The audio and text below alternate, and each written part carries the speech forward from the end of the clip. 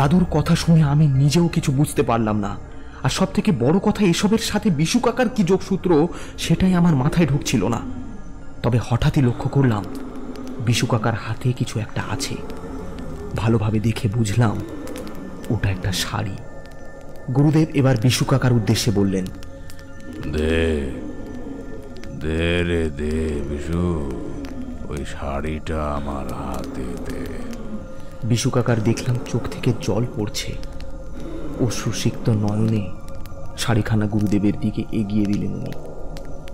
তৎক্ষণাৎ সুমি যেন অজ্ঞান হয়ে মাটিতে পড়ে গেল। আর সুমির দেহ থেকে একটা আলোক বিন্দু বের হয়ে বিশু কাকার সামনে গিয়ে থামল। বিশু কাকা ওই আলোক বিন্দুর উদ্দেশ্যে হাত বাড়িয়ে দিল আর হাউ হাউ করে কেঁদে উঠল। আর কাঁদতে কাঁদতে বলতে লাগলো, মায়া মায়া মায়া মায়া। রহস্য, রোমাঞ্চ ও শিহরণ জাগানো গ্রাম বাংলার ভৌতিক গল্পে ভরপুর আমাদের এই বিশেষ ক্লাব স্টোরি ম্যানিয়া ক্লাব। আজ এই ক্লাবে আপনারা শুনবেন আকাশ নস্করের কলমে লেখা ভ্রূণ খাকির কবলে। বিবাহের পর মাতৃত্বের স্বাদ সব মেয়েই পেতে চায়, কিন্তু গর্ভকালীন অবস্থায় যদি সেই মা অশুভ শক্তির কবলে পড়ে, তাহলে তার জীবনে নেমে আসে নিকষ কালো ছায়া। প্রশ্ন ওঠে তার বাঁচা মরাতে, কিন্তু কিভাবে ঘটবে তার মুক্তি? এই এক অলীক বিভ্রান্তি নিয়ে আজকের গল্প। গল্পের সূত্রধার আমি সুপ্রভাত, আর আমার সাথে শুনতে থাকুন আজকের গল্প ভ্রূণ খাকির কবলে।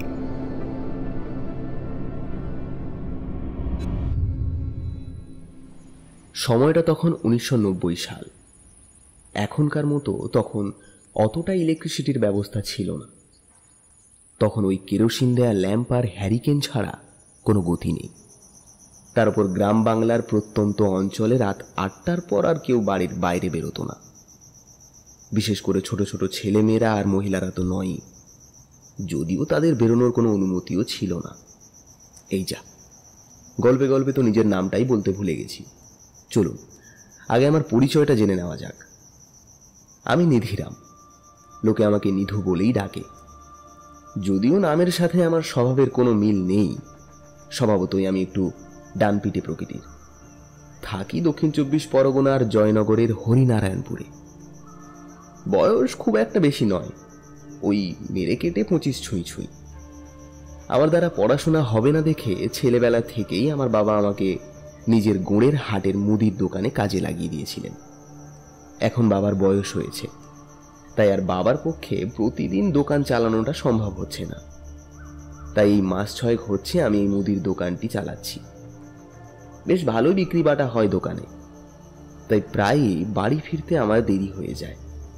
তার উপর আমার বাড়ি থেকে গোড়ের হাটের দোকান প্রায় 1.5 কিলোমিটারের মতো রাস্তা, তাই হেঁটে বাড়ি ফিরতে ফিরতে প্রায় রাত 10টা বেজে যায়।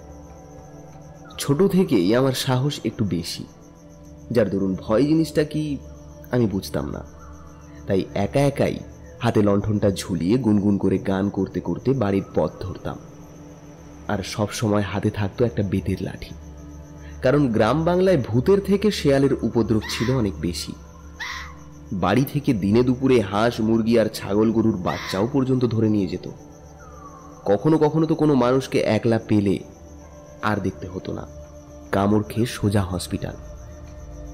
যদিও এটা নিয়েই আমি সবচেয়ে বেশি ভয়ে ভয়ে থাকি, কারণ রাত বিরেতে কখন যে ওদের পাল্লায় পড়ি বলা যায় না। ঠিক এই রকমই একটা দিন। আজ দোকানটা বন্ধ করতে করতে 9:30 বেজে গেল।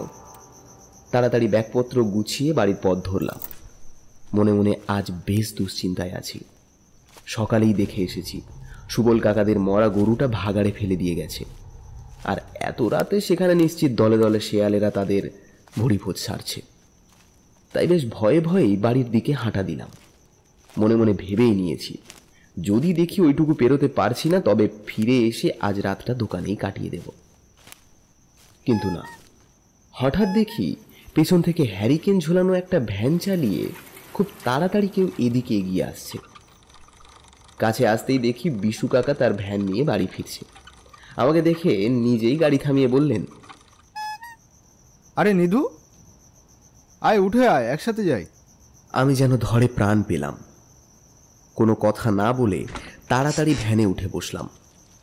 কাকা ভ্যান চালিয়ে এগিয়ে চলল আমাকে নিয়ে। আসলে বিশু কাকার বাড়ি আমার বাড়িটার কয়েকটা বাড়ির পরেই। মাটির বড় দালান বাড়িতে উনি একাই থাকেন। শুনেছি কাকিমা নাকি অনেক বছর আগেই মারা গেছেন। দ্বিতীয় বিয়ে আর করেননি, তাই নিজেই দুবেলা যা হোক ফুটিয়ে নেন। গাড়িতে বসার পর বেশ কিছুক্ষণ কথা হলো কাকার সাথে। মিনিট 5 পর অবশেষে সেই ভাগাড়ের কিছুটা আগে পৌঁছতেই বিশু কাকা বলল, নিধু, তুই এবার পাটা তুলে বস, সামনের অবস্থা খুব একটা ভালো নয়। আমি তাড়াতাড়ি ভ্যানের ওপর পা তুলে নিয়ে বললাম, সকালে দেখে গেছিলাম বুঝলে, ওই সুবল কাকুদের গরুটা ওরা ভাগাড়ে ফেলে দিয়ে গেছে। নিশ্চয়ই এতক্ষণে ওখানে শেয়ালের ভুঁড়িভোজ চালু হয়ে গেছে, তাই না? বিশু কাকা ভ্যান চালাতে চালাতে আস্তে করে জবাব দিল, হ্যাঁ রে, ওই জন্যই তো বলছি পাটা তুলে বস, আমি জোরে চালিয়ে এইটুকুটা পেরিয়ে যাই।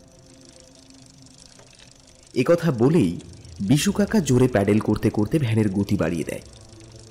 ততক্ষণে শেয়ালের তীব্র আর ভয়ঙ্কর ডাক শোনা যাচ্ছে অনেক দূর থেকেই। ভাগাড়ের কাছে পৌঁছতেই পূর্ণিমার আলোতে দেখতে পেলাম একদল শেয়াল ওই আতপচা গরুটাকে ছিন্ন ভিন্ন করে খাচ্ছে, আর সেই সাথে চলছে তাদের তীব্র আর্তনাদ। যতক্ষণ আমাদের ভ্যানটা ওখান থেকে পেরোচ্ছিল ততক্ষণ তারা তাদের জ্বলন্ত চোখ দিয়ে আমাদের দিকে তাকিয়েছিল। সে কি বিভৎস রূপ তাদের! মনে হচ্ছিল একা পেলে হয়তো জীবনটা নিয়ে আর বাড়ি ফিরতে পারতাম না। তাই কাকাকে বললাম, কি ভয়ঙ্কর অবস্থা বলো তো। তুই একা একা ফিরিস, খুব সাবধানে আসিস। ওই জায়গাটা খুব একটা ভালো নয়। আরে আমাদেরও তো গা কেমন ছমছম করে। তুই পারলে একটা সাইকেল কিনে নে, তাহলে আর সমস্যা হবে না। বিশু কাকা নিজের মতো কথাগুলো বলে থেমে গেল। আমি প্রত্যুত্তরে বললাম, হ্যাঁ ওটাই ভাবছি গো। বেশ কিছুক্ষণ পর ভাগাড়ের রাস্তা ফেলে অবশেষে আমরা বটতলার কাছে এসে পৌঁছলাম। আর সেখানেই ঘটল আমার সাথে এক আজব ঘটনা। যোগী বটতলার নিচ দিয়ে যাওয়ার সময় হঠাৎ একটা ঝোড়ো হাওয়া যেন আমাদের ওপর দিয়ে চলে গেল। শরীরটা নিমেষেই শীতল হয়ে উঠল আমার। একটা নিম্ন কম্পন অনুভূত হলো সারা শরীরে। স্বভাবতই ভ্যানের ওপরে আরো একটু নড়ে চড়ে বসলাম। হঠাৎ পেছন থেকে একটা খসখস আওয়াজ শুনে আমি তৎক্ষণাৎ পেছনে ঘুরে তাকালাম, কিন্তু না, কাউকেও কোথাও দেখতে পেলাম না। চারিদিকে তাকাতে তাকাতে হঠাৎ আমার চোখ জোড়া আটকে গেল বটগাছের উপরে। আমি লক্ষ্য করলাম দুজোড়া জ্বলন্ত চোখ স্থিরভাবে আমার দিকে তাকিয়ে আছে। শরীরে আবারও একটা শিহরণ খেলে গেল আমার। মনে মনে ভাবলাম হয়তো পেঁচা অথবা কোনো পাখি হবে, তাই আর অতটা গুরুত্ব না দিয়ে নিজের মুখটা ঘুরিয়ে নিলাম। ধীরে ধীরে বিশু কাকা তার ভ্যানটা নিয়ে বটতলা পেরিয়ে রাস্তার মোড়ে উঠতেই কৌতূহলবশত আবারও পেছনে ঘুরে তাকালাম। দূর থেকে দেখতে পেলাম বটগাছ থেকে সেই চোখ জোড়া যেন এক দৃষ্টি আমার দিকে তাকিয়ে আছে। আমি তাড়াতাড়ি আবারও মুখটা ঘুরিয়ে নিলাম। কাকাকে বললাম, আচ্ছা কাকা, একটা কথা বলবো। বিশু কাকা গাড়ি চালাতে চালাতে বলল, হ্যাঁ বল না, কি বলবি? আমি একটা ঢোক গিলে নিয়ে বললাম, আচ্ছা কাকা, ওই বটতলায় পৌঁছতেই গাটা কেমন ছমছম করে উঠলো কেন বলো তো? বটগাছের কথা শুনে বিশু কাকা হঠাৎ যেন একটু ঘাবড়ে গেলেন। পর মুহূর্তেই নিজেকে স্বাভাবিক করে বললেন, আরে না না, ও কিছু না, ওসব তোর মনের ভুল। স্পষ্ট খেয়াল করলাম কাকা কথাটা যেন এড়িয়ে যেতে চাইলেন। তবু একটু জোর গলায় বললাম, না গো কাকা, আমার কেমন যেন একটা অস্বাভাবিক লাগলো। বিশু কাকা আবারও কথাটা এড়িয়ে যাওয়ার চেষ্টা করলেন। দূর, ওসব তোর মনের ভুল। বুড়ো মদ্য হতে চললি এখনো ভয় গেল না। তোদের মতো সময় জানিস তো, আমাদের গল্প শুনলে মনে হয় আত্মারাম খাঁচা ছাড়ার জোগাড় হবে তোর। আমি আর কথা বাড়ালাম না। বলতে বলতেই আমাদের বাড়ির কাছে পৌঁছে গেলাম। ভ্যান থেকে লাফ দিয়ে নেমে বললাম, তাহলে আমি আসি কাকা, তুমিও সাবধানে যাও। বলেই আমি বাড়ির পথ ধরলাম।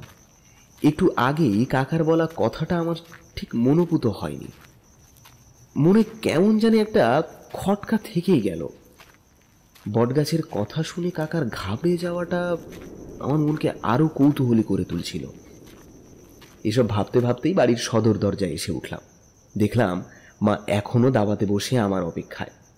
আমাকে দেখেই লণ্ঠনটা নিয়ে এগিয়ে এসে বলল, কি রে বাপ, এত দেরি হলো যে? আমি ব্যাগটা দাবার উপর রেখে বললাম, আর বলো না মা, সে এক কাণ্ড।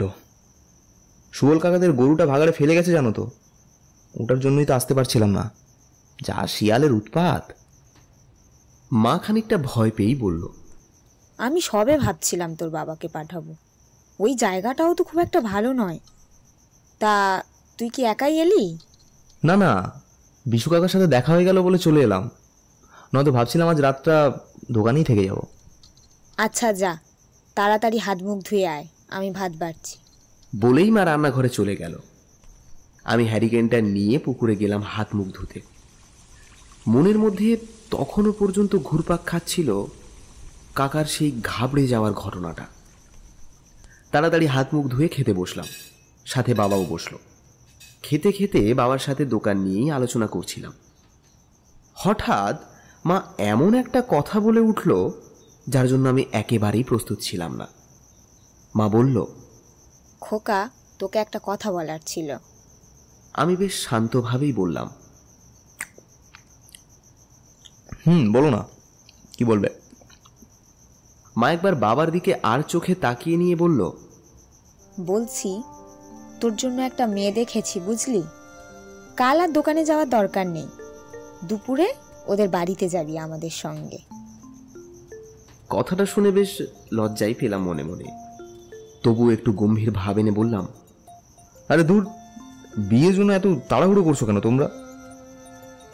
বাবা খেতে খেতে একটু গলা খাঁকরি দিয়ে বললেন, মানে তোর মায়ের অবস্থা তো জানিস, একটু কিছু করলেই বাতের ব্যথায় ভোগে। তা তোর বউ এলে যদি তোর মায়ের একটু সুবিধে হয়, এই জন্যই এত তাড়াতাড়ি। আর তাছাড়া মেয়েটা নাকি হৈমন্তী কাকিমার আপন ভাইয়ের নাতনি। কাকিমা বলল নাকি খুব ভালো মেয়ে। তাই ভাবলাম একবার দেখে আসলেই বা সমস্যা কি। আমার মনেও যে বিয়ের ইচ্ছে নেই তেমনটা কিন্তু নয়। চোখের সামনে বন্ধুদের সব বিয়ে হতে দেখে নিজের মনটা একটু ছোঁকছোক করে। কিন্তু যতই হোক, বাবা মা বলে কথা, তাই আর লজ্জার খাতিরে বলে ওঠা হয়নি। আর এখন সেই সুযোগ যখন নিজে থেকেই এসেছে, তখন আর না বলে কাজ নেই। কিন্তু তাই বলে তো আর সরাসরি হ্যাঁ বলে দেওয়া যায় না। তাই খাওয়া শেষ করে উঠে বললাম, দেখো, তোমরা যেটা ভালো বোঝো সেটা করো, তোমরা যেটা বলবে সেটাই হবে। বাবা মা খানিক খুশি হয়েই বলল, বাহ বাহ বাহ, তাহলে তো আর কোনো কথাই নেই, কাল তাহলে যাওয়া হচ্ছে। অমনি পাশের দাবা থেকে দাদু আমার উদ্দেশ্যে ব্যঙ্গ করে বললেন, দাদুর বিয়ে করার ইচ্ছে হল না, অথচ নাটক দেখো আটানা। কথাটা শুনে সবার সামনে বেশ লজ্জায় পড়ে গেলাম আমি। মা বাবা তখন দাদুর কথা শুনে মিটিমিটি হাসছে। তাই আর ওখানে দাঁড়ালাম না, হাত মুখ ধুয়ে সোজা নিজের ঘরে ঢুকে গেলাম। বিছানায় মাথাটা এলিয়ে দিতেই নিমেষে দু চোখে যেন ঘুম এসে ধরা দিল।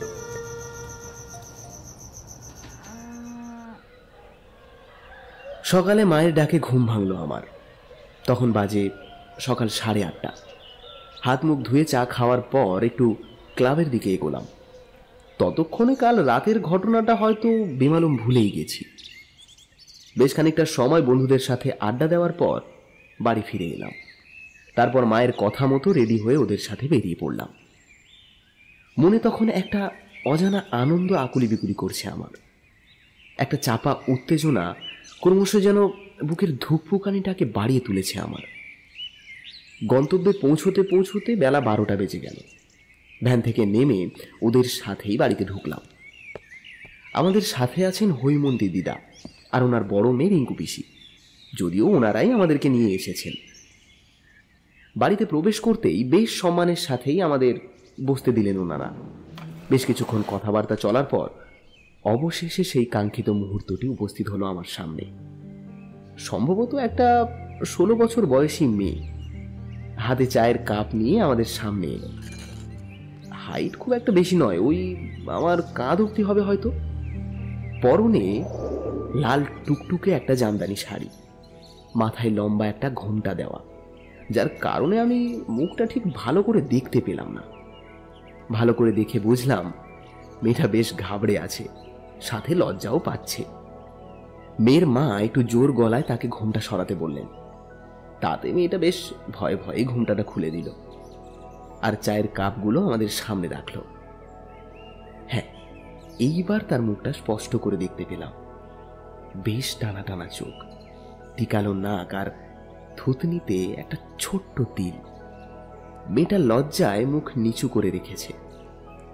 আবারও তার মা প্রণাম করার কথা বলতেই সে তাড়াতাড়ি মা, বাবা আর দিদাকে প্রণাম করলো। আমার একটু হাসি পাচ্ছিল মেয়েটাকে ওরকম ঘাবড়ে যেতে দেখে। তবে বেশ পছন্দ হয়েছে আমার ওকে, দেখতে বেশ পুতুল পুতুল। কথাটা ভাবতেই মনে মনে বেশ হেসেই ফেললাম আমি। এরপর বাবা মা ওনাদের সাথে কথা বললেন। মাঝে আমাকেও একবার জিজ্ঞাসা করলেন যে আমার পছন্দ হয়েছে কিনা। সত্যি কথা বলতে আমি আর বেশি অবুঝ হয়ে থাকতে পারছিলাম না, তাই সরাসরি বলে দিলাম যে আমি রাজি। এরপর ওরা সবাই মিলে বিয়ে পাকা করে ফেলল, এমনকি তড়িঘড়ি বামুন ডেকে দিনক্ষণও ঠিক করে ফেললেন। সেই আনন্দে দুপুরে জমিয়ে খাওয়া দাওয়া চলল। তারপর একটু বিকেল বিকেল পড়তেই আমরা বাড়ির উদ্দেশ্যে রওনা দিলাম। সারা রাস্তা আস্তে আস্তে আমার মনে যেন লাড্ডু ফুটছিল। যাই হোক, অন্তত বন্ধুদের কাছ থেকে আর খোঁটা খেতে হবে না, এটা ভেবেই বেশ ভালো লাগছিল আমার। আমাদের বিয়ে হয়েছে আজ 1 মাস হলো। বেশ লাল টুকটুকে পুতুলের মতো একটা বউ পেয়েছি বলে সবাই বেশ খুশি, এমনকি আমি নিজেও। তবে বউটা আমার বড্ড লাজুক, কখনো মুখ তুলে কথা বলে না আমার সাথে। আসলে বয়সে ওর থেকে কিছুটা বড় বলেই হয়তো নিজেকে ঠিক করে মানিয়ে নিতে পারছে না মেয়েটা। তবে আমি কিন্তু ওর সাথে বাচ্চাদের মতো করে মিশতে চেষ্টা করি। আমি চাই ও খুব তাড়াতাড়ি আমার সাথে নিজেকে মানিয়ে নিক। তাছাড়া ও চেষ্টা করে মানিয়ে নেওয়ার। এমনভাবে দিনগুলো বেশ সুখে শান্তিতেই কাটছিল আমাদের। এভাবে প্রায় 2 মাস কেটে যায়। তবে আমি আন্দাজ করতে পারিনি যে হঠাৎ করে একটা অজানা ঝড় এসে সবকিছু ওলট পালট করে দিয়ে চলে যাবে। সময়টা তখন বর্ষাকাল, চারিদিকে প্যাচ প্যাচে কাদা আর জলে জলাময়। সকালে দোকানে যাওয়ার জন্য বেরোতেই খবর পেলাম সিধু দাদার বউ নাকি হঠাৎ করে কেমন যেন পাগলের মতো করছে। কথাটা শুনে আমার কেমন জানি একটা লাগলো, কারণ আগেই শুনেছিলাম বৌদি নাকি সন্তান সম্ভবা। আর এই কদিনের মধ্যে কি বা এমন হলো যে কারণে সে এমন ব্যবহার করছে? এইসব প্রশ্নই আমার মাথার মধ্যে অবিরাম ঘুরপাক খাচ্ছিল। তাই সিদ্ধান্ত নিলাম একবার ঘুরেই আসা যাক সিধু দাদার বাড়ি থেকে। তো যেই ভাবা সেই কাজ। বাজারে যাওয়ার পথে সাইকেলটা সিধুদার বাড়ির সামনে দাঁড় করালাম। ওদের বাড়িতে তখন লোকজন ভর্তি। ভিড় ঠেলে ভেতরে ঢুকে যা দেখলাম তাতে আমার একটা লোমকূপ যেন খাড়া হয়ে উঠল। সিধুদার বউ এলোমেলো অবস্থায় উঠোনে বসে আছে, চুলগুলো একেবারে উস্কো শুষ্কো। সেথির সিঁদুরটাকে বারবার করে মোছার চেষ্টা করছে, তাই পুরো কপালটাই লাল। সাথে তার চোখগুলো যেন জবা ফুলের মতো লাল। ঘাটটা বেশ খানিকটা ঝুঁকে গিয়েছে, মুখ থেকে গড়িয়ে পড়ছে লালা।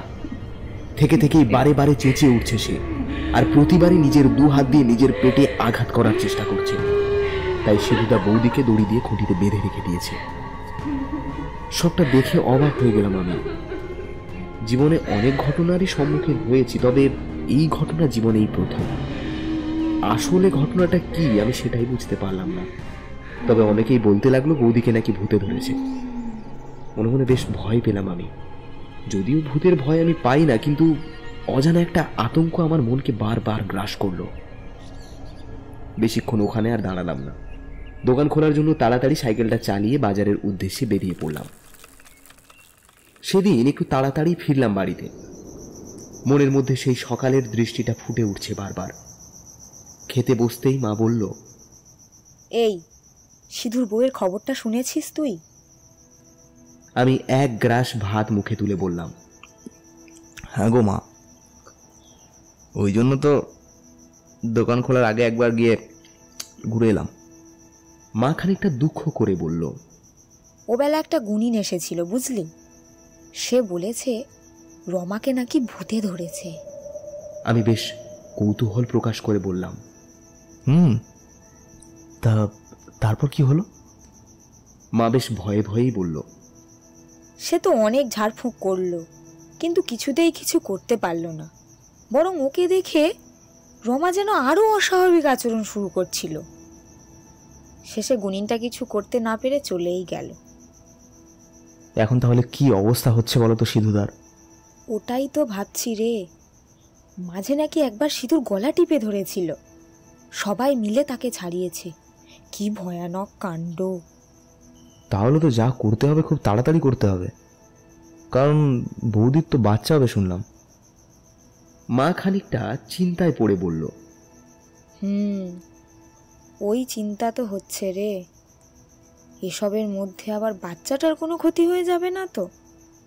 আমাদের এইসব কথা শুনে আমার বউটা তখন ভয়ে গুটিসুটি মেরে আমার পাশে বসে আছে। মায়ের কথা শুনে পাশের দাবা থেকে দাদু বলল, বৌমা, তুমি কাল সকালে একবার সিধুকে সঙ্গে নিয়ে ওই নিরঞ্জন বামুনের বাড়ি যাও। পারলে উনি পারবেন এই সমস্যার সমাধান করতে। কথাটা শুনেই মা বেশ খুশি হয়েই বলল, হ্যাঁ বাবা, ঠিক বলেছেন। আমার তো ওনার কথা মাথা থেকে বেরিয়ে গেছিল। কাল সকালেই যাব একবার। খাওয়া শেষ করে ঘরে এসে শুয়ে পড়লাম। সুমি মানে আমার বউ মায়ের হাতে হাতে কাজ সেরে কিছুক্ষণ পর ঘরে এলো। বাইরে তখন মুষলধারে বৃষ্টি পড়ছে, সেই সাথে প্রবল বজ্রপাত। সুমি ঘরের দরজাটা বন্ধ করে আমার পাশে এসে শুয়ে পড়তেই আবার একটা জোরালো শব্দে বাজ পড়ল। সুমি সঙ্গে সঙ্গে আমায় আষ্টে পৃষ্ঠে জড়িয়ে ধরে আমার বুকে মুখ গুঁজে রইল। আমি ওর মাথায় হাত বুলিয়ে দিতে দিতে বললাম, কি হয়েছে? ভয় পেয়েছো বুঝি? সুমি আস্তে আস্তে করে জবাব দিল। আমি ওকে সান্ত্বনা দিয়ে বললাম, আরে দূর পাগলি, আমি যতক্ষণ তোমার সাথে আছি ততক্ষণ জানবে তোমার কোনো ভয় নেই। মনে মনে যেন একটু সাহস পেল সুমি। অবশেষে আমাকে জড়িয়ে ধরেই সে ঘুমিয়ে পড়ল। সারাদিন খাটাখাটনি আর ক্লান্তিতেও আমার দু চোখে যেন ঘুম এসে ধরা দিল। পরদিন সকালে ঘুম থেকে উঠতেই মায়ের মুখে একটা ভয়ানক খবর শুনে চমকে উঠলাম। নিরঞ্জন বামুনের বাড়ি যাওয়ার আগেই নাকি একটা কাণ্ড ঘটে গেছে। রমা বৌদি নাকি সম্পূর্ণ সুস্থ হয়ে গেছে। আগের দিনের মতো পাগলের আচরণ আর সে করছে না। তবে আশ্চর্যের বিষয় হলো, গর্ভাবস্থায় মহিলাদের পেট অনেকটা ফোলা থাকে, কিন্তু রমা বৌদিকে দেখে বোঝাই যাচ্ছে না যে সে গর্ভবতী। এই নিয়ে সেখানে নতুন একটা জল্পনাও সৃষ্টি হয়েছে। যাই হোক, 7-5 ভাবতে ভাবতে আমি দোকান খোলার উদ্দেশ্যে বেরিয়ে পড়লাম। সুমি নিজেই আমার দুপুরের খাবার গুছিয়ে দিল। যাওয়ার সময় খেয়াল করলাম সুমির মনটা ভালো নেই। তাই ভাবলাম হয়তো বাবা মায়ের কথা মনে পড়ছে। সিদ্ধান্ত নিলাম কাল একবার ওকে নিয়ে শ্বশুর বাড়ি থেকে ঘুরিয়ে আনব। দোকানে যাওয়ার তাড়ায় আজ আর সিধুদার বাড়িতে গেলাম না। অন্তত এটা ভেবে ভালো লাগছিল যে বৌদি এখন ভালো আছে। আজ দোকান থেকে ফিরতে বেশ খানিকটা দেরি হয়ে গেল আমার, তাই বেশ জোরেই সাইকেল চালিয়ে বাড়ির দিকে এগোলাম। প্রায় চলেও এলাম বাড়ির কাছাকাছি, কিন্তু হঠাৎই ওই বট গাছটার ওখানে আসতেই দেখলাম বহু লোক ভিড় করে দাঁড়িয়ে আছে। সন্দেহবশত সাইকেলটা দাঁড় করালাম। ভিড় ঠেলে সামনে গিয়ে যে দৃশ্য আমি দেখলাম তাতে আমার হাত পা যেন কাঁপতে শুরু করে দিল। পূর্ণিমার আলোয় দেখলাম গলায় শাড়ির ফাঁস দেওয়া রমা বৌদির নিথর দেহটা বটগাছে ঝুলছে। জীবনটা প্রায় বেরিয়ে এসেছে আমার। মাথায় চুলগুলো এলোমেলো ভাবে ছড়ানো, চোখগুলো যেন ঠিকরে বের হতে চাইছে চক্ষু গহ্বর থেকে। সব মিলিয়ে সে কি বিভৎস রূপ, সেটা বলে বোঝাতে পারবো না আমি। সেই দৃশ্য দেখে আমি যেন নিজেকে ঠিক রাখতে পারছিলাম না। সিধুদার কান্না দেখে আমারও চোখে জল চলে আসছিল। কিছুক্ষণ পর অনেকজন লোক মিলে মৃতদেহটাকে গাছ থেকে নামালো। দেখলাম বিশু কাকাও হাত লাগিয়েছে। যদিও এইসব বিষয়ে বিশু কাকা একটু বেশি পটু। সাধারণ মানুষ যেটা করতে ভয় পায় সেটা তিনি অনায়াসেই করে দেন। যাই হোক, মৃতদেহটা নামানোর পর আর কেউ ওখানে অপেক্ষা করল না। দেহটা নিয়ে বাড়ির উদ্দেশ্যে রওনা দিল সবাই। সবাই সাথে সাথে আমিও এগিয়ে চললাম বাড়ির পথে। কিন্তু হঠাৎ কি মনে হতে আমি পেছনে ফিরে তাকালাম ওই বটগাছটার দিকে। তৎক্ষণাৎ সারা শরীরে কাঁটা দিয়ে উঠল আমার। দেখলাম আগের দেখা সেই দুজোড়া চোখ যেন অদৃষ্টে এদিকে তাকিয়ে আছে। সাথে সাথে চোখ ঘুরিয়ে নিলাম, আর সাহস হলো না পেছনে তাকানোর। তবে কিছু কিছু প্রশ্ন যেন মাথার সামনে ঘুরপাক খাচ্ছিল। আমার বারবার মনে হচ্ছিল যে এটা কখনোই আত্মহত্যা হতে পারে না, কারণ বৌদির যদি আত্মহত্যা করারই ইচ্ছে ছিল তবে নিজের বাড়ি ছেড়ে এই বটগাছেই এলো কেন? আর দ্বিতীয়ত, বটগাছটা এত বড় যে ওখানে ওঠা কোনো মহিলার পক্ষে সম্ভব নয়, অথচ শাড়ির এক প্রান্ত বটগাছের সবচেয়ে উঁচু ডালে বাঁধা ছিল। এটাই আমার কাছে সবচেয়ে বেশি অস্বাভাবিক বিষয়। এইসব ভাবতে ভাবতে বাড়িতে এসে ঢুকলাম। মাকে খবরটা জানাতেই মা তো কাঁদতে শুরু করে দিল। বারে বারে সিধুদার বাড়িতে যাওয়ার কথা বলতে লাগলো। শেষে বাধ্য হয়ে বাবা নিজেই নিয়ে গেল, সঙ্গে দাদুও গেল। বাড়িতে রইলাম শুধু আমি আর সুমি। আমারও যাওয়ার ইচ্ছা ছিল, কিন্তু সুমিকে একা রেখে যাওয়াটা একদমই ঠিক হবে না, আর নিয়েও যাওয়াও যাবে না। তার কারণ ও এমনিতে এইসবে খুব ভয় পায়। তার উপর কথাটা শুনেই কেমন যেন ভয় চুপসে গেছে বেচারি। আমি হাত মুখ ধুয়ে এসে বসতেই ভাতের থালাটা আমার সামনে এগিয়ে দিয়ে সুমি বেশ শান্ত গলায় বলল,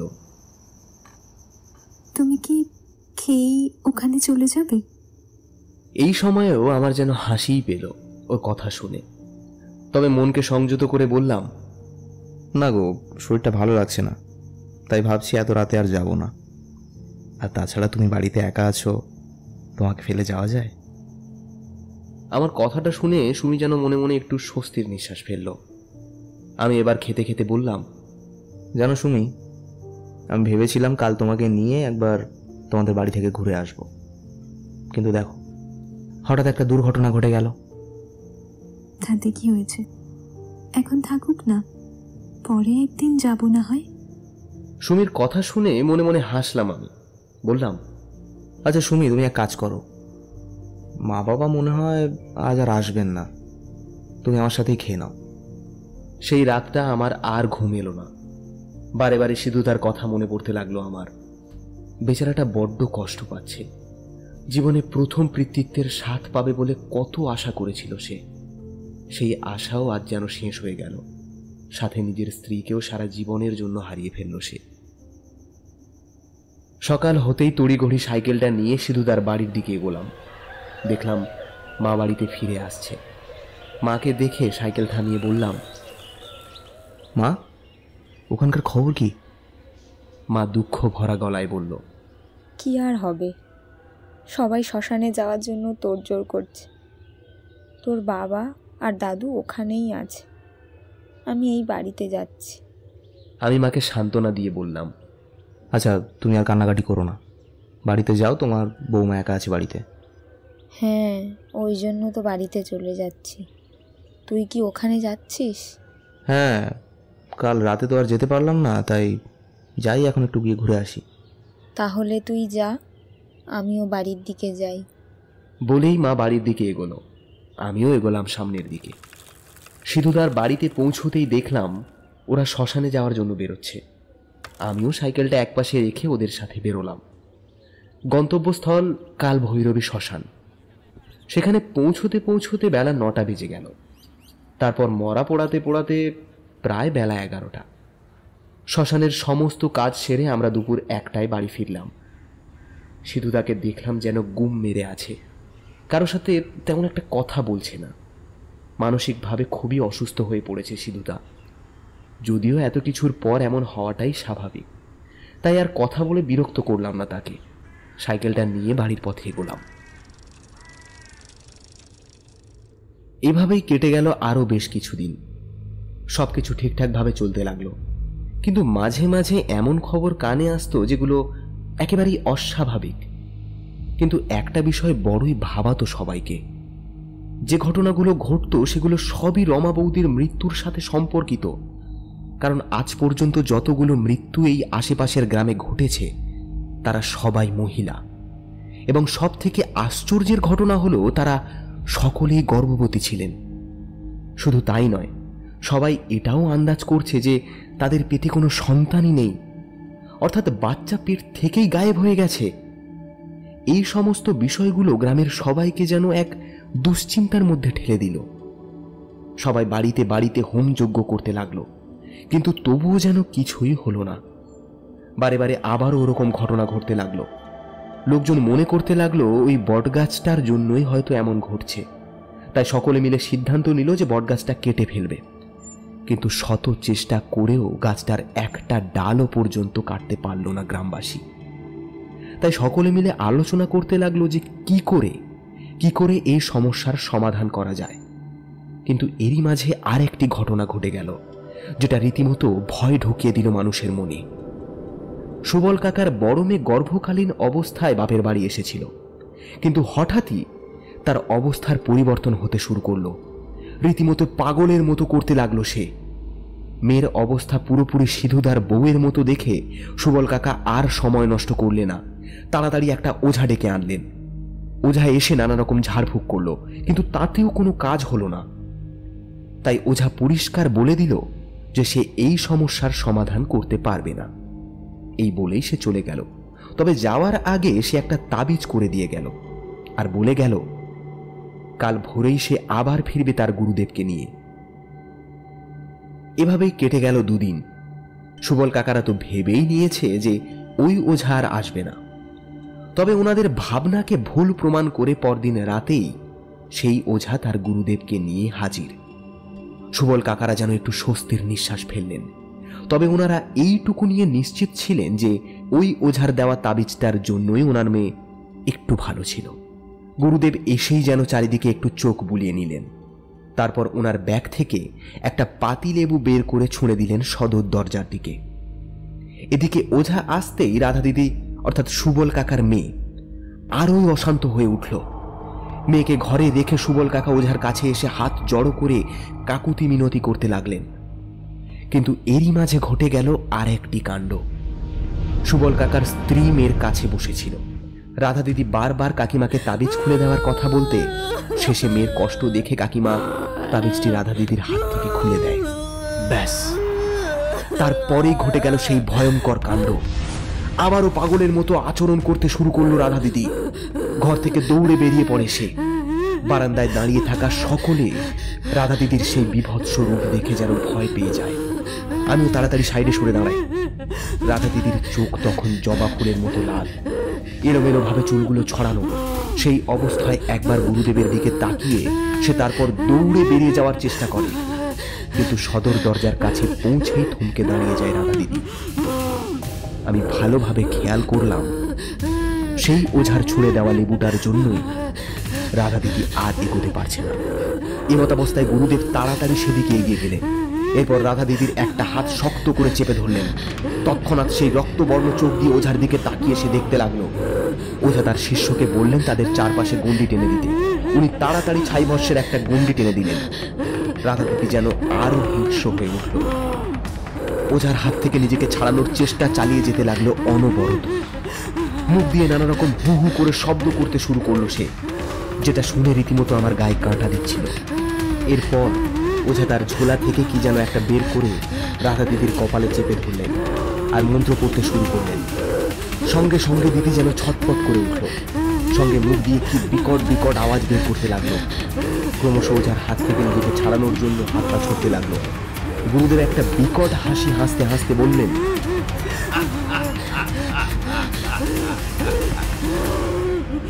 অনেকের ক্ষতি করেছিস,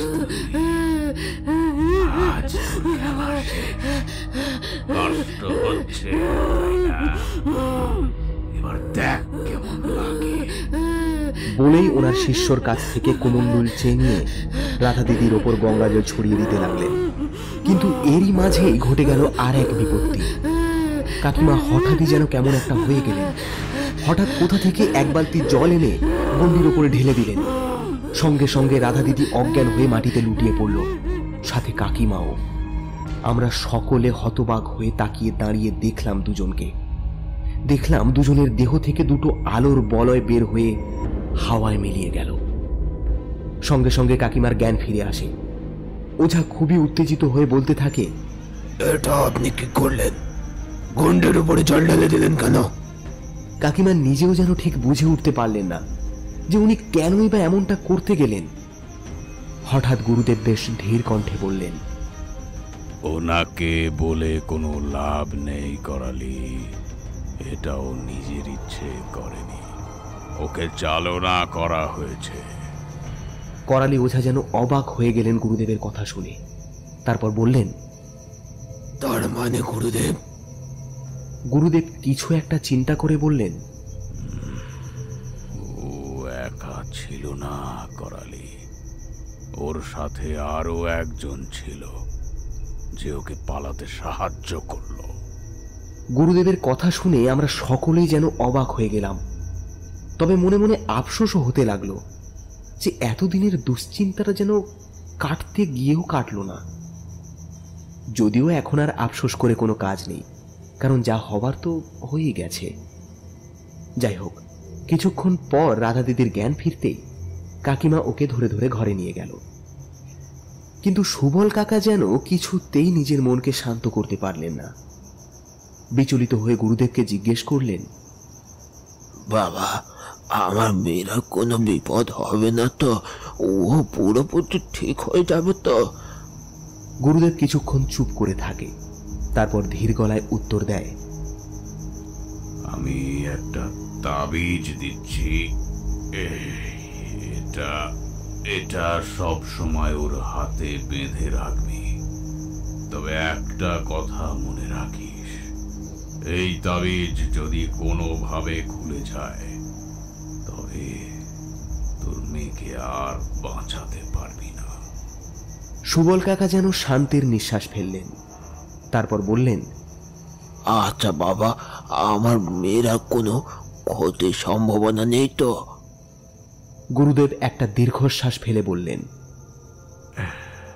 না, আপাতত চিন্তার কিছু নেই। তবে এখন থেকে সাবধানে থাকতে হবে, পারলে মেয়েকে শ্বশুর বাড়ি পাঠিয়ে দে। একথা বলেই উনি এবার করালি ওঝার উদ্দেশ্যে বললেন, করালি, চল আমরা এখন বেরিয়ে যাই, অনেক রাত হলো যে। বলেই ওনারা বেরিয়ে গেলেন। আমার মনে যেন এই সব নিয়ে একটু আগ্রহ সৃষ্টি হলো। ওনার কথাবার্তা শুনে বুঝলাম উনি এই অশুভ শক্তি সম্বন্ধে অনেক কিছুই জানেন। তাই এক প্রকার দৌড়ে গিয়ে ওনাকে দাঁড় করিয়ে বললাম, ও দাদু, দাদু, আচ্ছা দাদু, তুমি তো ওই অশুভ শক্তির ব্যাপারে অনেক কিছু জানো, দয়া করে একটু ওর সম্বন্ধে বলো না। গুরুদেব কিছুক্ষণ আমার দিকে তাকিয়ে একটা অট্ট হাসি দিয়ে বললেন,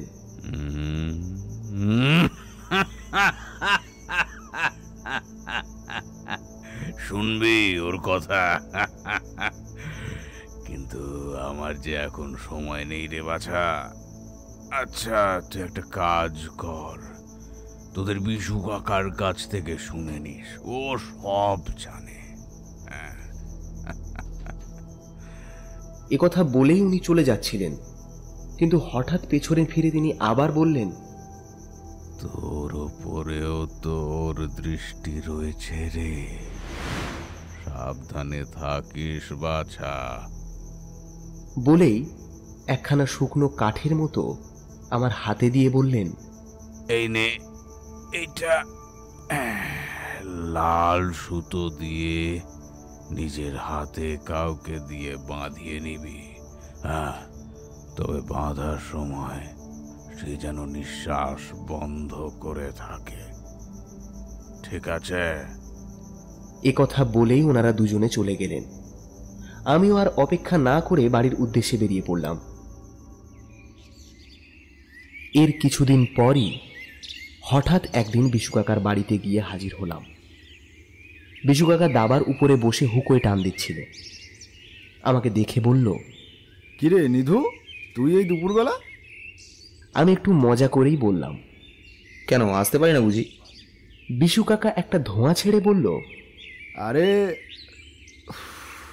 তা নয়, আসলে এর আগে কখনো দুপুরবেলা আসিসনি তো, তাই জিজ্ঞাসা করছি। আয় উঠে বস। বলেই একটা তালপাতার চাটাই এগিয়ে দিল আমার দিকে। আমি হালকা হেসে বললাম, ও আচ্ছা আচ্ছা আচ্ছা, না না, আসলে আমার মানে একটু দরকার ছিল, তাই এলাম তোমার কাছে। বিশু কাকা আবারও হুঁকোয় টান দিয়ে বলল, কি দরকার বল। আমি এবার দাবায় উঠে চাটাইয়ের ওপর বসে বললাম, আচ্ছা বিশু কাকা, একটা কথা জিজ্ঞাসা করব, মানে সত্যি করে বলবে তো? বিশু কাকা আমার দিকে কেমন ভাবে যেন একটা তাকিয়ে রইলেন, তারপর বললেন, আচ্ছা তুই কি সত্যি কথার কথা বলছিস বলতো? আমি এবার সোজাসুজি ভাবেই বললাম, গ্রামে একের পর এক যে ঘটনাগুলো ঘটছে সেগুলো সম্বন্ধে তুমি কি জানো, একটু খুলে বলো তো। আমার কথা শুনে বিশু কাকা যেন একটু ঘাবড়ে গেলেন। তাকে দেখে বোঝাই যাচ্ছিল যে উনি প্রচুর পরিমাণে ঘাবড়ে গেছেন। কিছুক্ষণ চুপ করে থাকার পর নিজেকে স্বাভাবিক করে নিয়ে বললেন, আরে না না, দূর, আমি ওসব কি করে জানবো? ওসব আমি জানি না, পাগল নাকি? তুমি তো মিথ্যে কথা বলছো কাকা। ওই করালি ওঝার গুরুদেব বলেছে যে তুমি নাকি সব জানো। একটু বলো না গো, আর কতদিন সবাই এরকম বিপদে পড়বে বলো তো? বিশু কাকা আমাকে একটা ধমক দিয়ে বললেন, আরে দূর, তোকে বললাম তো আমি জানি না, কেন শুধু শুধু আমাকে জ্বালাচ্ছিস বলতো? আমি কিছুটা থতমত খেয়ে বললাম, তুমি অমন করছো কেন বিশু কাকা? একটু বলো না আমাকে। বিশু কাকা এবার আরো খানিকটা রেগে গিয়ে বললেন, আমি কিছু জানি না বললাম তো, যা চলে যা এখান থেকে, চলে যা বলছি। কথাটা বলেই বিশু কাকা গামছাটা ঘাড়ের উপর ফেলে মাঠের দিকে চলে গেলেন। আমি অগত্যা কিছু জানতে না পেরে কাকার বাড়ি থেকে বেরিয়ে বাড়ির উদ্দেশ্যে রওনা দিলাম। বাড়ি ফিরে দাদুকেও জিজ্ঞেস করলাম।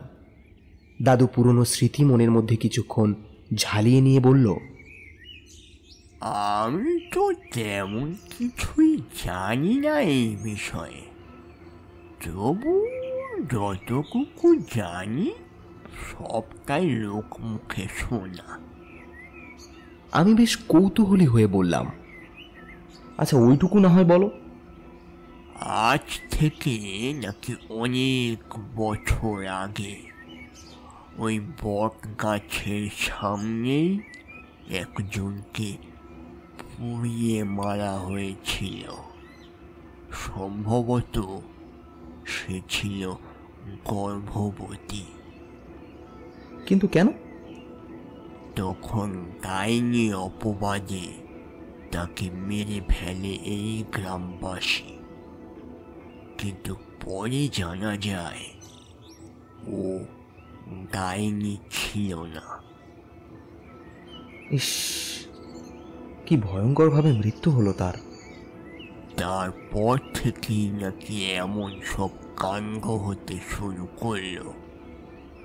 পরে একজন ওঝা 30 বছরের জন্য ওই বট গাছের মধ্যে তার আত্মাকে বন্ধ করে রেখেছিল। আচ্ছা দাদু, তোমার কি মনে হয় এটা সত্যি? আমি প্রথমে এসব বিশ্বাস করিনি, কিন্তু এখন চোখের সামনে যেগুলো দেখছি সেগুলো তো আর অস্বীকার করা যায় না। আচ্ছা তাহলে ওই ওঝাকে আবার ডাকলে হয় না? আমি শুনেছিলাম বহুকাল আগেই নাকি উনি মারা গেছেন। ও, আর কিছু জানো তুমি এ সম্বন্ধে?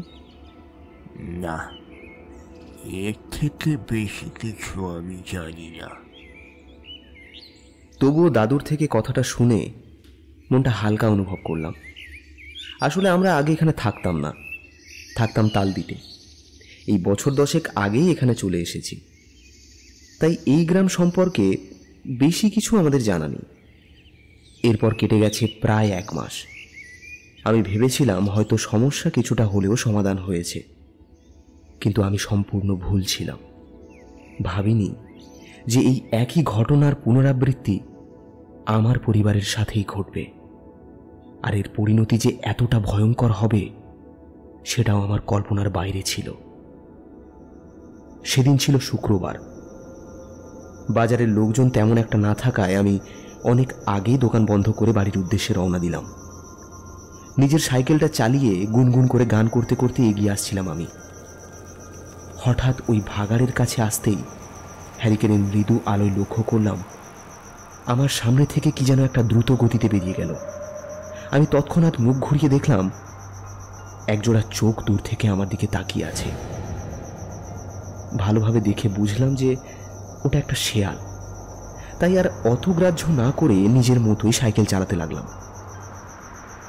আগেও বলেছি যে আমার সাহসটা বরাবরই একটু বেশি, কিন্তু এখন করে ওই বটতলার নিচ দিয়ে যেতে গাটা কেমন কেমন যেন ছমছম করে। তাই আর ওই রাস্তা দিয়ে যাই না, এখন মণ্ডলপাড়া দিয়েই বেরিয়ে যাই। কিন্তু আজ কেন জানি না আমার আর ঘুরপথে যেতে ইচ্ছে হলো না। সোজা বটতলার রাস্তা ধরলাম। বটতলার নিচ দিয়ে যাওয়ার সময় শরীরটা কেমন যেন কেঁপে উঠল আমার। তবে এটা ভয় না আতঙ্ক সেটা ঠিক বুঝতে পারলাম না। তবে আমার এটা আতঙ্ক বলেই মনে হলো। তার কারণ এখানে এলেই আমার রমা বৌদির ঝুলন্ত দেহটার কথা মনে পড়ে। কেমন যেন লাগে তখন। এসব কথা ভাবতে ভাবতেই পাকা রাস্তায় এসে উঠলাম। তারপর আর কোনো দিকে না তাকিয়ে সোজা বাড়ির দিকে এগোলাম।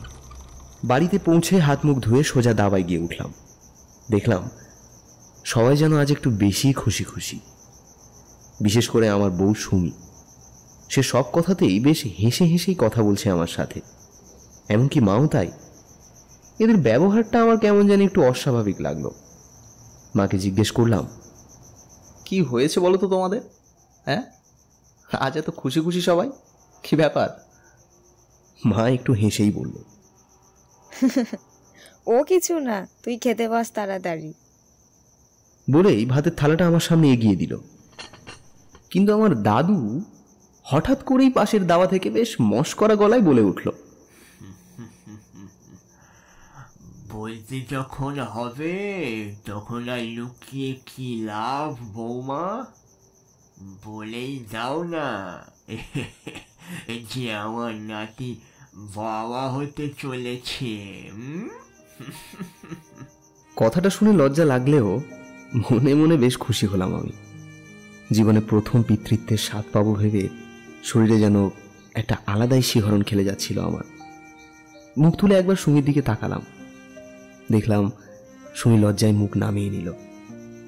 এদিকে দাদুর কথা শুনে মা খানিকটা আফসোস করে বলল, ধুর, আমি ভাবলাম এই খুশির খবরটা বৌমা নিজে ওকে দেবে, কিন্তু বাবা আপনি মাঝখান থেকে সব গুলিয়ে দিলেন। এবার সুমি মুখ খুলল। ও বলল, থাক না মা, দাদু বলেছে ভালোই তো করেছে, যে কেউ বলা নিয়েই তো কথা। হ্যাঁ তা ঠিক। এ না হয় ঠিক আছে নাতবো, কিন্তু এই খুশিতে আমার তেলের পিঠের কথা ভুলে যেও না কিন্তু। না দাদু, আমার সব মনে আছে। আচ্ছা মা, বাবা কোথায়? বাবাকে তো দেখছি না। তোর বাবা তোর পিসির বাড়িতে খবর দিতে গেছে। তা এত রাতে না গিয়ে কাল তো গেলেও পারতো। হ্যাঁ তা পারতো, কিন্তু তোর বাবা আনন্দে আত্মহারা হয়ে গেছে, তাই কারোর কথা শোনেনি। আমি বুঝতে পারলাম যে বাবা পিসেমশাইয়ের সাথে এতক্ষণে তাড়ি খেতে বসেছে। তাই আর কোনো কথা বাড়ালাম না। খেয়ে দিয়ে সোজা ঘরে এসে ঢুকলাম। সুমি এলো কিছুক্ষণ পরেই। ও এসেই ওর জায়গাটা দখল করে নিল, মানে আমার বুকের মধ্যে নিজের মাথাটা ঠেকিয়ে আমায় জড়িয়ে ধরল। তারপর মুখটা সামান্য উঁচু করে আমার দিকে তাকিয়ে বলল, কি গো, তুমি আর কিছু বললে না যে? তুমি খুশি হওনি এই খবরটা শুনে? আমি হেসে আলতো করে সুমির মাথায় হাত বুলিয়ে দিয়ে বললাম, ধুর পাগলি, আমি কি সে কথা একবারও বলেছি তোমাকে? তুমি নিজেও জানো না তোমার জন্য আজ আমি ঠিক কতটা খুশি। সুমি বাচ্চাদের মতো করে বলল, আচ্ছা, তোমার ছেলে পছন্দ নাকি মেয়ে? সুমির এইরকম কথা শুনে হাসি পেল আমার। আমি মুচকি হেসে বললাম, দেখো, ছেলে হোক বা মেয়ে হোক তাতে কোনো কিছু এসে যায় না। আর তাছাড়া আমাদের পরিবারের কেউ ওরকম ভাবনা নিয়ে চলেও না যে ছেলে হলে ভালো আর মেয়ে হলে খারাপ। ভগবান যেটা ঠিক করবেন সেটাই তো হবে, তাই না? এটা কি আমরা কেউ বদলাতে পারি? আমার কথা শুনে সুমি যেন একটু নিশ্চিন্ত হলো। আমি বুঝতে পেরেছিলাম যে সুমি এই বিষয়টা নিয়েই ভাবছে, তাই ওর ভুল ভাবনাটাকে দূর করার জন্য আমি এমনটা বললাম। তবে হঠাৎই আমার মনে একটা চিন্তা এসে ভিড় করলো। গ্রামের ঘটে যাওয়া ওই ঘটনাগুলোর কথা আমার বারবার মনে পড়তে লাগলো। যাই হোক, এভাবেই কেটে গেল আরও 1 মাস। মাঝে একবার সুমিকে ওর বাপের বাড়ি থেকে ঘুরিয়ে এনেছি। এখন আপাতত বাড়িতেই থাকে সারাদিন। আর আমার মা তো এখন থেকেই ওকে যত্ন করতে শুরু করেছে। রান্না থেকে শুরু করে ঘরের যাবতীয় কাজ সব আমার মাই সামলায়। সুমিকে কোনো কাজই করতে দেয় না। সুমি তবুও টুকটাক মায়ের সাথে হাত লাগায়। এই রকমই একদিন, দিনটা ছিল রবিবার।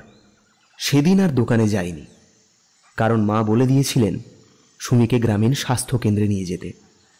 সেই মতো দুপুর 12টার সময় সুমিকে সাইকেলে বসিয়ে স্বাস্থ্য কেন্দ্রের দিকে রওনা দিলাম।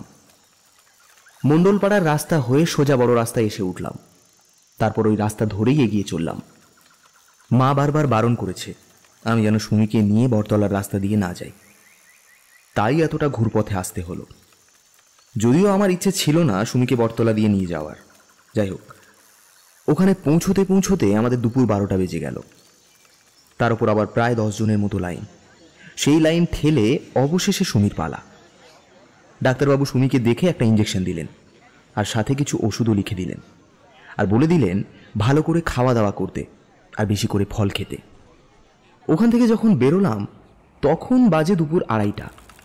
তাড়াতাড়ি সাইকেল চালিয়ে বাড়ির উদ্দেশ্যে রওনা দিলাম, কারণ মা বলে দিয়েছেন সুমিকে যাতে বেশিক্ষণ আমি বাইরে না রাখি। বেশ দ্রুত চালিয়েই আসছিলাম আমি। হঠাৎ বড় রাস্তা পেরিয়ে মণ্ডলপাড়ার মুখে ঢুকতেই সুমি বলতে লাগলো, তুমি একটু সাইকেলটা দাঁড় করাও তো, আমার না শরীরটা খুব খারাপ লাগছে। সুমির কথা শুনে আমি তাড়াতাড়ি সাইকেল থামিয়ে দিলাম। দেখলাম সুমি নিজেই সাইকেল থেকে নেমে এক সাইডে গিয়ে বমি করতে শুরু করেছে। এই সময় এমনটা হওয়াটা স্বাভাবিক ভেবে আমি আর অতটা গুরুত্ব দিলাম না, বরং আমি পাশের একটা বাড়ি থেকে জল এনে ওকে দিলাম। সুমি জলটা নিয়ে মুখে চোখে দিয়ে একটা গাছতলায় কিছুক্ষণ বসে রইল। আমি জিজ্ঞাসা করলাম, সুমি, তোমার শরীর কি এখন ঠিক আছে? না মানে এখন কি একটু ভালো বোধ হচ্ছে? সুমি শুধু মাথা নেড়ে বোঝালো যে হ্যাঁ, ওর এখন একটু ভালো লাগছে। আমি আস্তে করে ওকে আবার সাইকেলে বসিয়ে বাড়ির দিকে এগিয়ে গেলাম। বাড়িতে পৌঁছতেই দেখলাম মা আমাদের জন্য সদর দরজাতেই দাঁড়িয়ে অপেক্ষা করছেন। আমাদের ফিরতে দেখে এগিয়ে এসে তিনি বললেন, কি রে, তোদের এত দেরি হলো কেন? আমি সেই কখন থেকে তোদের জন্য অপেক্ষা করছি। আমি সুমিকে ধরে ধরে নিয়ে যেতে যেতে বললাম, আর বলো না মা, ওখানে প্রচুর ভিড় ছিল, আর তাছাড়া রাস্তায় সুমির শরীরটাও একটু খারাপ করেছিল, তাই একটু দেরি হয়ে গেল। সুমির শরীর খারাপের কথা শুনে মা বিচলিত হয়ে বলল, কি বলছিস? বৌমার শরীর খারাপ কি করে হলো? যাওয়ার আগে তো ভালোই ছিল। আমি সুমিকে দাবায় বসিয়ে দিয়ে বললাম, উফ মা, তুমি এত চিন্তা কেন করো বলো তো? গুরুতর তেমন কিছুই নয়, শরীরটা সামান্য একটু খারাপ করেছে ওর, ওই অল্প একটু বমি করেছে। মা দাবার ওপরে বসে হাত পাখা দিয়ে সুমিকে হাওয়া করতে করতে বলল, আচ্ছা বৌমা, এখন শরীর কেমন লাগছে? মোটামুটি ঠিক লাগছে তো? সুমি মাথা নেড়ে আস্তে করে বলল, হ্যাঁ, আপাতত ঠিক লাগছে। ঠিকঠাক করে বলো, তেমন হলে কবিরাজকে খবর দেব। না না, কাউকে ডাকার দরকার নেই, এখন আমি ভালো আছি। আমি মায়ের কাণ্ড দেখে মুচকি হেসে সুমিকে ঘরে নিয়ে গেলাম। এরপর বিকেল গড়িয়ে সন্ধে নামলো। আমি একটু বাজারে গেছিলাম কিছু জিনিসপত্র কিনতে। বাড়িতে ফিরতেই মা দৌড়ে এসে আমায় বলতে লাগলো, এই বাবু, বৌমার তো হঠাৎ করেই খুব জ্বর এসেছে, এখন কি করি বলতো? একটু আগে অবধি তো ঠিকই ছিল, হঠাৎ করে কি এমন হলো বলো তো মা? আমি কি করে জানবো বল বাবু? আমি তো দুধ গরম করে বৌমাকে দিতে গেছিলাম, গিয়ে দেখলাম ও বিছানায় শুয়ে কাঁপছে, তাই ওর কপালে হাত দিয়ে দেখলাম ধুম জ্বর। আমি তাড়াতাড়ি বাজারের ব্যাগখানা দাবার উপর রেখে ঘরে ঢুকলাম। দেখলাম সুমি বিছানায় শুয়ে কাঁপছে আর গোঁ গোঁ শব্দ করছে। তৎক্ষণাৎ ওর কপালে হাত ছুঁয়ে দেখি সত্যি ওর জ্বরে গা পুড়ে যাচ্ছে। আমি তাড়াতাড়ি বাইরে বেরিয়ে মাকে বললাম, ও মা, সুমির তো জ্বরে গা পুড়ে যাচ্ছে, এখন কি করা যায় বলো তো? মা বিচলিত হয়েই বলল, আমিও তো সেটাই বুঝে উঠতে পারছি না। এদিকে তোর বাবা দাদু কেউ বাড়িতে নেই।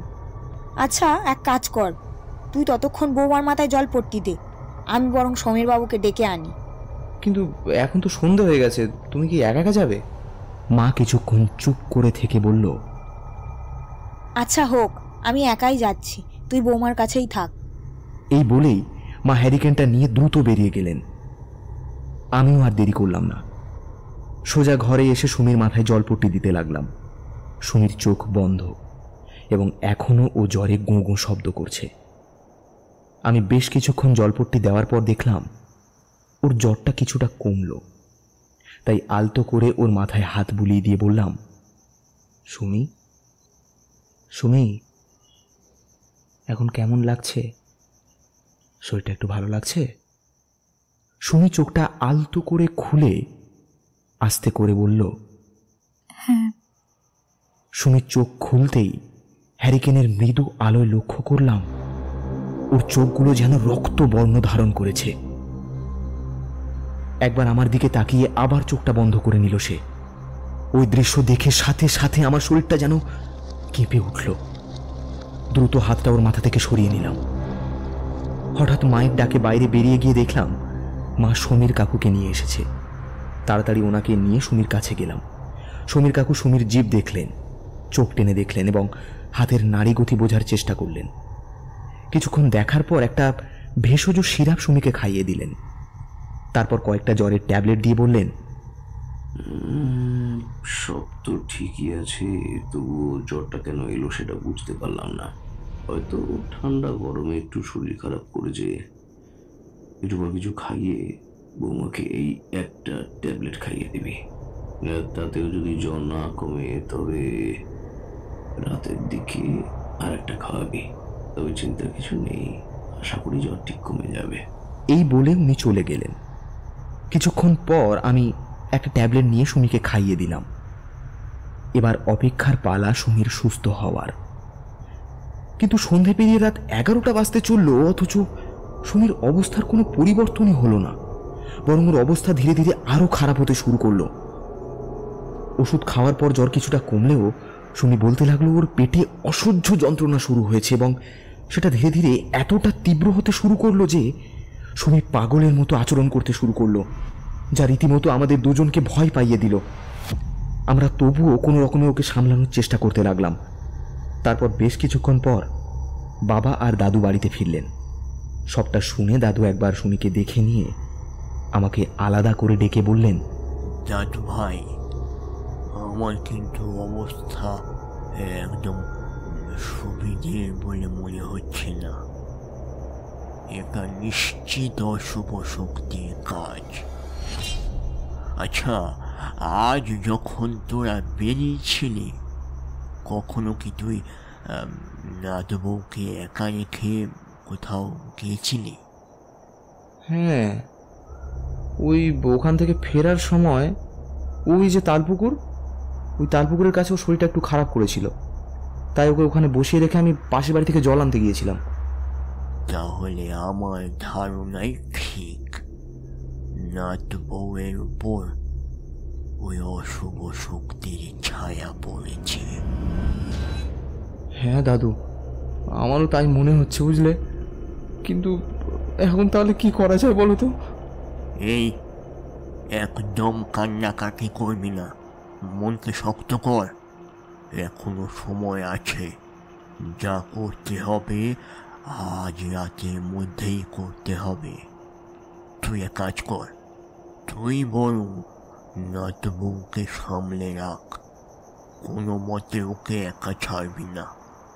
আমি ততক্ষণে ওই গুরুদেবের কাছে গিয়ে দেখি কি করা যায়। আমি আচ্ছা বলে আবার সুমির কাছে চলে গেলাম, আর দাদু একা একাই আমার সাইকেলটা নিয়ে কাল ভৈরবী শ্মশানের উদ্দেশ্যে বেরিয়ে পড়লেন। এদিকে আমি আর বাবা মা মিলে সুমিকে সামনে রাখার চেষ্টা করলাম, কিন্তু কিছুতেই যেন সুমিকে ধরে রাখা যাচ্ছিল না। সে নিজের চুল টেনে ছিঁড়তে শুরু করেছিল। আর বারে বারে নিজের পেটে হাত দিয়ে যন্ত্রণায় ছটফট করে উঠছিল। সেই দৃশ্য দেখে আমাদের তিনজনের শরীরটা রীতিমতো কাঁটা দিয়ে উঠেছিল। তবে এটা ভেবে একটু নিশ্চিন্ত ছিলাম যে দাদু নিশ্চয়ই গুরুদেবকে নিয়ে ফিরবে। কিন্তু আমাদের অবাক করে দিয়ে বেশ কিছুক্ষণ পর, অর্থাৎ প্রায় ঘন্টাখানেক পর দাদু ফিরে এলেন বাড়িতে। তারপর আমাদেরকে ডেকে বললেন, আমি তো এগোতেই পারছি না রে। যতই সামনের দিকে এগিয়ে যাই মনে হচ্ছে একই জায়গাতেই দাঁড়িয়ে রয়েছে। যে রাস্তা দিয়ে যাই ঘুরে ফিরে বাড়ির মুখেই ফিরে আসি। আমার সাথে কি যে হচ্ছে আমি তো বুঝতেই পারছি না। দাদুর কথা শুনে আমরা তিনজনেই অবাকের চরম সীমায় পৌঁছে গেছি। এটা কি করে হতে পারে? এইসব প্রশ্নই আমাদের তিনজনের মাথায় ঘুরপাক খাচ্ছিল।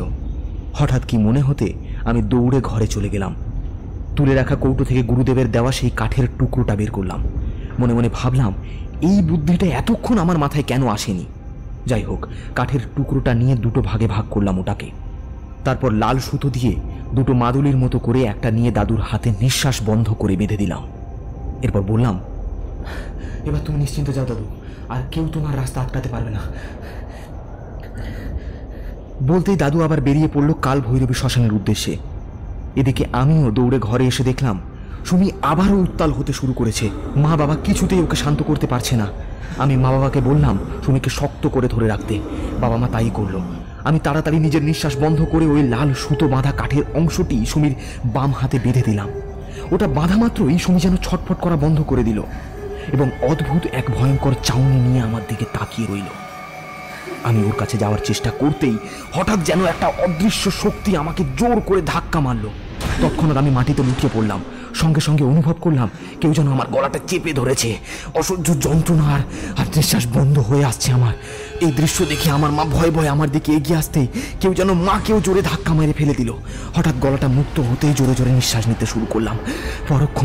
পরক্ষণে কেউ যেন আবার আমার গলাটা চেপে ধরলো।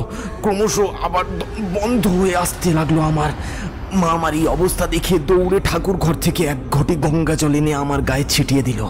আমি নিজেকে যেন আবার মুক্ত অনুভব করলাম। জোরে জোরে নিঃশ্বাস নিতে লাগলাম। একটু ধাতস্থ হয়ে সুমির দিকে তাকালাম। দেখলাম সুমি যেন নিষ্প্রাণ অবস্থায় শুয়ে আছে বিছানায়। ওকে দেখে কষ্ট হলেও ওর কাছে যাওয়ার চেষ্টা করলাম না। সময় গুনতে লাগলাম শুধু অপেক্ষার অবসানের। হঠাৎ সুমি উত্তেজিত হয়ে আবার আমার দিকে তাকিয়ে বলল, ওগো, আমার যে খুব কষ্ট হচ্ছে। এটা খুলে দাও না। আমার গাটা জ্বলে পুড়ে যাচ্ছে। আমি আর থাকতে পারছি না। আমি তবুও যেন কঠোরভাবে এক জায়গায় স্থির হয়ে বসে রইলাম, কারণ আমি বুঝতে পারছিলাম সুমি এখন নিজের মধ্যে নেই। আমি যদি ভুলেও ওই তাবিজটা ওর হাত থেকে খুলে দিই তবে সব কিছু শেষ হয়ে যাবে। তাই এখন গুরুদেব না আসা অবধি অপেক্ষা করতেই হবে। তাই এভাবেই অপেক্ষা করতে থাকলাম আমরা। দাদু যখন গুরুদেবকে নিয়ে ফিরলেন তখন প্রায় রাত শেষের মুখে। পূর্বের আকাশটা সবে মাত্র পরিষ্কার হতে শুরু করেছে। আমি যেন একটু নিশ্চিন্ত হলাম। সাথে বাবা মা গুরুদেবের কাছে কাকুতি মিনতি করতে লাগলো যাতে সুমি তাড়াতাড়ি সুস্থ হয়ে যায়। গুরুদেব একবার চারিদিকে তাকিয়ে একটু গম্ভীর গলায় বললেন, তোরা আর চিন্তা করিস না, আমি এসে গেছি মানে তোদের বৌমার কিছু হতে দেব না। বলেই এবার করালি ওঝার উদ্দেশ্যে বললেন, করালি, তুই তাড়াতাড়ি হোমের ব্যবস্থা কর, আমি সাধনায় বসবো। এই বলেই উনি নিজের ঝুলি থেকে একটা আধপোড়া কাঠের টুকরো নিয়ে মাটির ওপরে একটা গোলাকার গণ্ডি কেটে দিলেন। তারপর আমাদের দিকে তাকিয়ে বললেন, তোরা এই গণ্ডির মধ্যে চলে যা। আমি যতক্ষণ না বলবো ততক্ষণ পর্যন্ত তোরা এখানেই থাকবি। তবে মনে রাখবি, সামনে যাই হয়ে যাক না কেন তোরা কেউ এই গণ্ডি থেকে বাইরে আসবি না। আমরা তাড়াতাড়ি গণ্ডির মধ্যে চলে গেলাম। গুরুদেব দাদুকে বাইরে থাকতে বললেন, যেহেতু ওনার হাতে তাবিজ বাঁধা আছে বোধহয় তাই। গুরুদেব এবার মাটিতে বসে পড়লেন। তারপর আবির দিয়ে মাটির উপরে একটা তারা আঁকলেন এবং দুটো লেবু নিয়ে সদর দরজার দিকে ছুঁড়ে দিলেন। ততক্ষণে করালি ওঝা গুরুদেবের সামনে হোমের কাঠ সাজিয়ে দিয়েছে। গুরুদেব কিছু পাটকাঠি নিয়ে মনে মনে নানা রকম মন্ত্র পড়তে পড়তে হোমকুণ্ডে আগুন জ্বালিয়ে দেন এবং তার সাথে করালি ওঝাও মন্ত্র পাঠ করতে থাকে। সঙ্গে সঙ্গে সুমি যেন চিৎকার করে ওঠে, এক বিকট শব্দ করে সে বাইরে বেরিয়ে আসে। তা দেখে করালি ওঝা আরো জোরে জোরে মন্ত্র পাঠ করতে শুরু করলেন। ওম হ্রিং ক্রিং কালিকায় নমঃ। ওম হ্রিং ক্রিং কালিকায় নমঃ। ওম হ্রিং ক্রিং ভদ্রকালাই স্বাহা। ওম হ্রিং ক্রিং নমস্তায় স্বাহা। ওম হ্রিং মহাকালেষু বিষ্ণুবায় স্বাহা। ওম হ্রিং মহং ত্রিকাল ভৈরব স্বাহা। ওম হ্রিং ক্রিং কালিকায় স্বাহা। ওম হ্রিং ক্রিং ভূতেশ্বরায় স্বাহা। ওম হ্রিং মহাকালেষু শ্রীবিষ্ণুবায় স্বাহা। ওম হ্রিং ক্রিং ট্রিং ফট। ওম হ্রিং ক্রিং ট্রিং ফট। ওম হ্রিং ক্রিং কালিকায় নমঃ। ওম হ্রিং ক্রিং কালিকায় নমঃ। ওম হ্রিং ক্রিং কালিকায় নমঃ। ওম হ্রিং ক্রিং কালিকায় নমঃ। করালি ওঝার মন্ত্র কানে যেতেই সুমি যেন আরো ছটফট করতে শুরু করলো, নিজের উপর নিজেই আঘাত করতে থাকে। তা দেখে গুরুদেব একটু গম্ভীর গলায় দাদুর উদ্দেশ্যে বললেন, তুই এক কাজ কর, ওই বটতলার বট গাছের কোনো একটা কিছু এনে দে তো। গুরুদেবের কথা শুনে দাদু তখন প্রায় কাঁদো কাঁদো অবস্থা। তা দেখে গুরুদেব বিকট এক হাসি দিয়ে বললেন,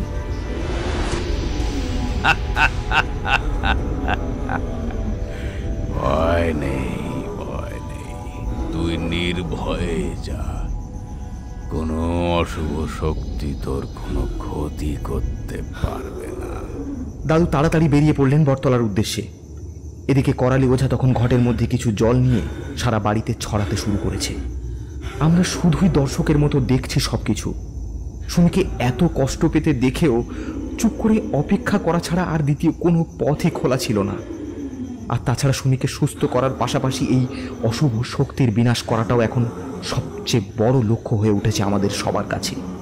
যেখানে সামান্য কিছু ভুলের জন্য সব কিছু শেষ হয়ে যেতে পারে, সাথে সুমিকেও সারা জীবনের মতো হারিয়ে ফেলতে পারি আমরা। অতএব অপেক্ষা করাই শ্রেয় বলে মনে হচ্ছিল আমার। গুরুদেব আবার বিড়বিড় করে মন্ত্র পড়তে শুরু করল। তবে সে মন্ত্র আমাদের কান অবধি পৌঁছল না। তবে অবিশ্বাস্যভাবে সুমি যেন চিৎকার দিয়ে উঠল, সাথে প্রচণ্ড গতিতে নিজের মাথা ঝাঁকাতে শুরু করলো। এলোমেলো কেশ রাশি, সিঁদুরটা সিঁধি থেকে কপালে মাখামাখি আর মুখ থেকে অবিরত গড়িয়ে পড়া লালা মাখা মুখটা দেখে রীতিমতো আমাদের গা কাঁটা দিয়ে উঠল। ক্রমশ হিংস্র রূপ ফুটে উঠল তার। আর তারই মাঝে ঘটে গেল একটা অবিশ্বাস্য ঘটনা। দাদু এখনো ফিরে আসেনি, কিন্তু হঠাৎ কোথা থেকে একটা আলেয়ার মতো আলোক রশ্মি সুমির চারিপাশে ঘুরপাক খেতে লাগলো। গুরুদেব মন্ত্র পড়তে পড়তে একবার সেদিকে তাকিয়ে করালির উদ্দেশ্যে বললেন,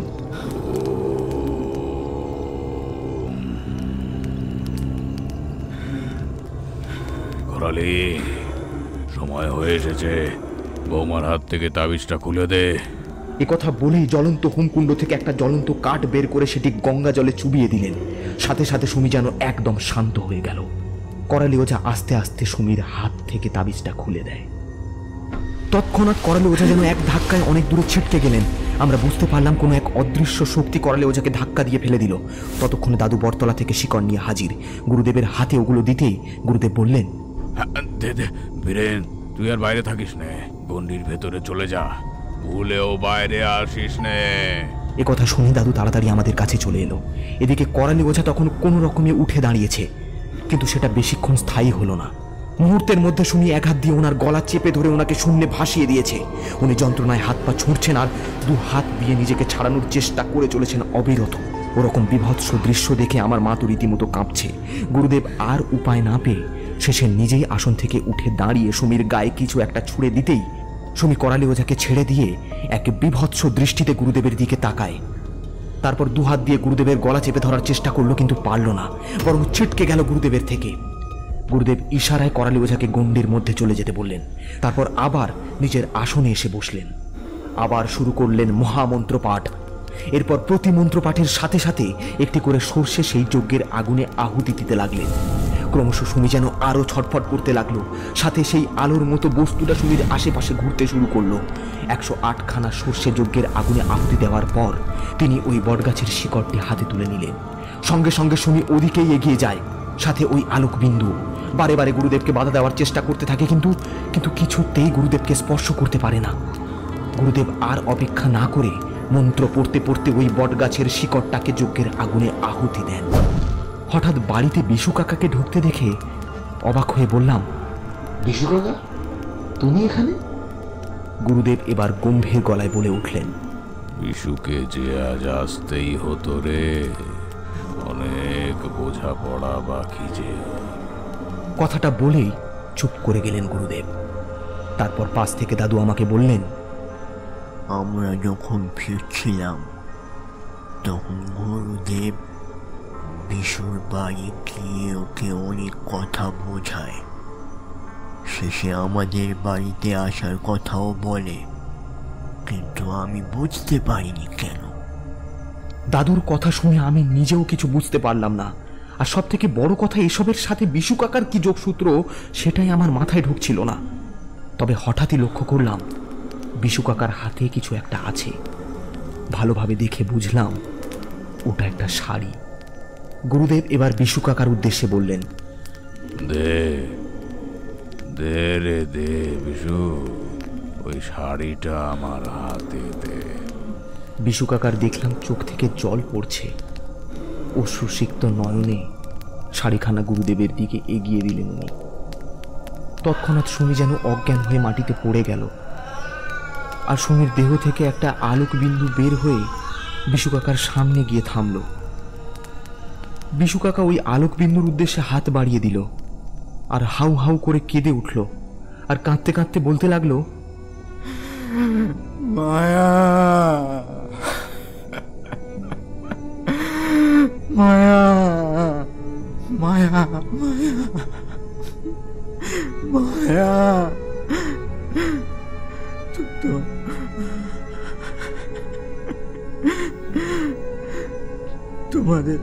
তোমাদের আজ আমি মুক্তি দিলাম মায়া। আজ তোমাদের আমি মুক্তি দিলাম। জীবনের কত স্বপ্ন ছিল তোমাকে নিয়ে সংসার সাজানোর, কিন্তু সে সংসার স্বপ্ন সব বহু কাল আগেই থমকে গেল। আমি চাই না আর কারোর সাজানো সংসার ভেঙে যাক। আর আমি চাই না সেই সাজানো সংসার ভাঙার দায় তোমার হোক। তোমার সাথে যে সেদিন অন্যায় হয়েছিল সেটার জন্য আজও গ্রামবাসীরা দুঃখ করে। ওরা ওদের ভুলটা বুঝতে পেরেছে গো মায়া, ওরা ওদের ভুলটা বুঝতে পেরেছে। তুমি ওদের ক্ষমা করে দিও। তাই তাই তাই তোমাদের আজ আমি মুক্তি দিলাম মায়া, কথা দিলাম।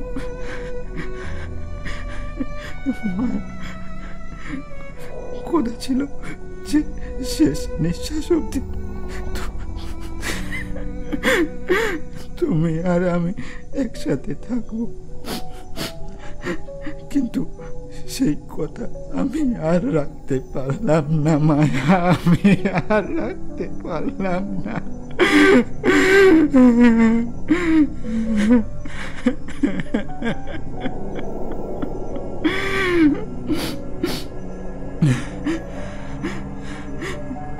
কিন্তু বিশ্বাস করো মায়া, আমি আজও তোমাকেই ভালোবাসি।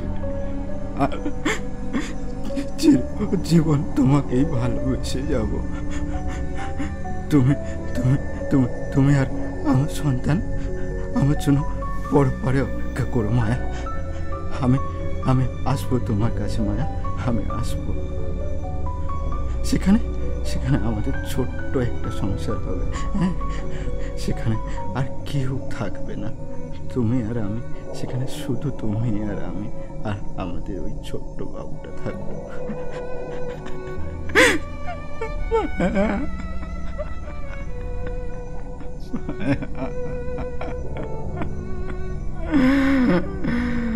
কথাটা বলতে বলতেই বিশু কাকা মাটিতে বসে পড়ে। এদিকে সবার চোখে জল। গুরুদেব একবার বিশু কাকার দিকে তাকিয়ে ওই গরদের শাড়িখানা যজ্ঞের আগুনে ফেলে দেন আর বলেন, গুরুদেব, আমি পেরেছি আপনার অসম্পূর্ণ কাজকে সম্পূর্ণ করতে। আশা করি আপনি ঠিক সবটা দেখেছেন। প্রণাম নেবেন গুরুদেব। বলেই যজ্ঞের আগুনের সামনে নত হয়ে নমস্কার করেননি। সাথে সাথে ওই দুই আলোক রশ্মি মিলিত হয়ে বিশু কাকার চারপাশে ঘুরপাক খেতে শুরু করে। এরপর কিছুক্ষণ পর যজ্ঞের আগুনে বিলীন হয়ে যায়। এতক্ষণে সবটা পরিষ্কার হয়ে গেল সবার কাছে।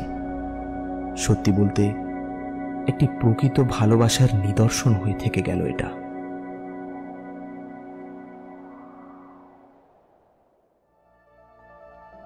এতক্ষণ শুনছিলেন আকাশ নস্করের কলমে লেখা গ্রাম বাংলার ভূতের গল্প ভ্রূণ খাকির কবলে।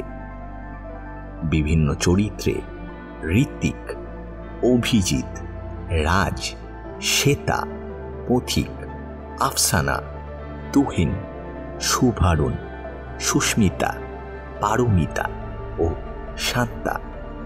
এখন এই পর্যন্ত।